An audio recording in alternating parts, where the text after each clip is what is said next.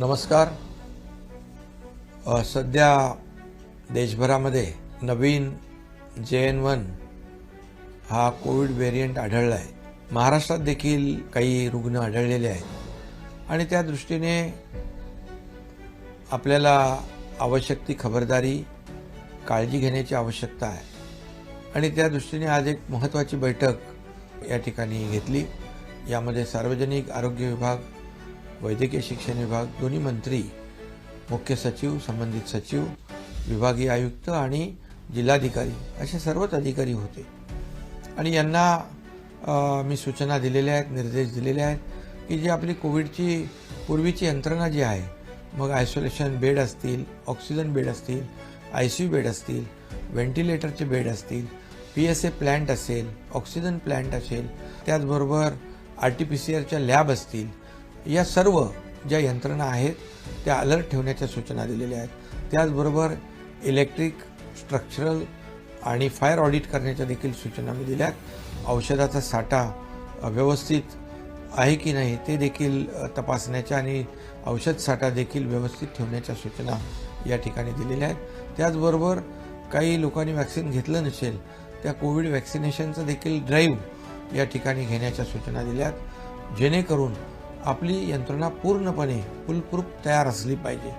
आणि सार्वजनिक आरोग्य विभाग आणि वैद्यकीय शिक्षण विभाग दोन्ही यामध्ये विभाग काम करत आहेत, अलर्ट आहेत, मॉकड्रिल देखील झालेलं आहे आणि त्यामुळे ही जी सिस्टीम जी आहे ती सिस्टीम अद्ययावत करण्याच्या आणि मॉनिटर करण्याच्या सूचना आजच्या बैठकीमध्ये पूर्णपणे मी संबंधितांना दिल्यात. मला वाटतं ही आपली यंत्रणा पूर्णपणे अलर्ट आहे आणि काही त्याच्यामध्ये आणखी सुधारणा करण्याची आवश्यकता असतील त्याही सुधारणा संबंधित विभागाच्या माध्यमातून केल्या जातील. परंतु या ठिकाणी कुठल्याही नागरिकाची गैरसोय होणार नाही अशा प्रकारच्या सूचना आजच्या बैठकीत दिल्या. हा व्हेरियंट माइल्ड असला तरी सुद्धा झपाट्याने पसरतोय, त्यामुळे ज्यांना अशा प्रकारचे सिम्पटम असतील म्हणजे सर्दी, खोकला, ताप, तर त्यांनी गर्दी टाळली पाहिजे, गर्दीपासून आयसोलेट झालं पाहिजे आणि गर्दीच्या ठिकाणी देखील लोकांनी काळजी घेण्याची आवश्यकता आहे. आज आपण पाहतोय की 25 डिसेंबर नाताळ येतोय, 31 डिसेंबर येतोय, त्यामुळे नागरिकांनी जास्तीच काळजी घेण्याची आवश्यकता आहे, पण घाबरण्याची आवश्यकता नाही. एवढंच आवाहन या ठिकाणी मी करतोय. कारण पूर्वी आपण या कोविडचं मोठं संकट आपण त्याचा सामना केलेला आहे. मोठ्या प्रमाणावर या अनपेक्षित संकटामध्ये सर्व टीमने काम केलं आहे. मग त्यामध्ये डॉक्टर असतील, नर्सेस आहेत, त्यामध्ये पोलीस यंत्रणा आहे, NGO आहेत, संपूर्ण प्रशासन आहे, याने एक टीम बनवून काम केलं आहे. टास्क फोर्सने आपल्याला मोठी मदत केली आहे आणि म्हणून आपल्याला त्याचा पूर्वानुभव पूर्णपणे चांगला आहे.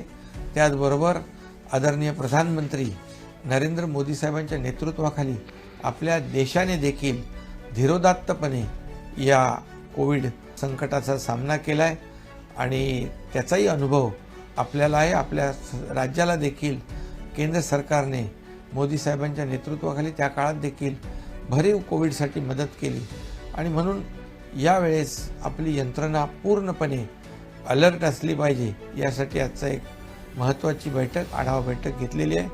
नागरिकांना देखील माझं आव्हान आहे, विनंती आहे की आपण काळजी घेऊया. गर्दीच्या ठिकाणी अधिक काळजी घेण्याची आवश्यकता आहे, पण पुन्हा एकदा मी सांगेन की काळजी घेण्याची आवश्यकता आहे, परंतु घाबरण्याची आवश्यकता नाही. कारण याचा सामना आपण व्यवस्थित करू. माझी विनंती सोशल मीडिया आणि मीडियाला देखील आहे, प्रसार माध्यमांना देखील आहे की लोकांमध्ये कुठल्याही प्रकारचं संभ्रम, भीतीचं वातावरण निर्माण होणार नाही यासाठी आपलं सहकार्य अपेक्षित आहे. कारण आपण सगळ्यांनी मिळून एक टीम बनवून हे नवीन आलेला जो काही JN1 व्हेरियंट आहे त्याला परतवून लावू आणि कोविडपासून आपल्या राज्यातल्या नागरिकांचं रक्षण करू. धन्यवाद. वीडियो के प्रायोजक है सुरेश इलेक्ट्रॉनिक्स। अब अपने घर को बनाए स्मार्ट और सुविधाजनक। ले जाइए सभी ब्रांड्स के होम अप्लायंसेस, वो भी 0% फाइनेंस पर। हमारा शोरूम आज ही विजिट करें। बैंक ऑफ महाराष्ट्र के सामने कामठी।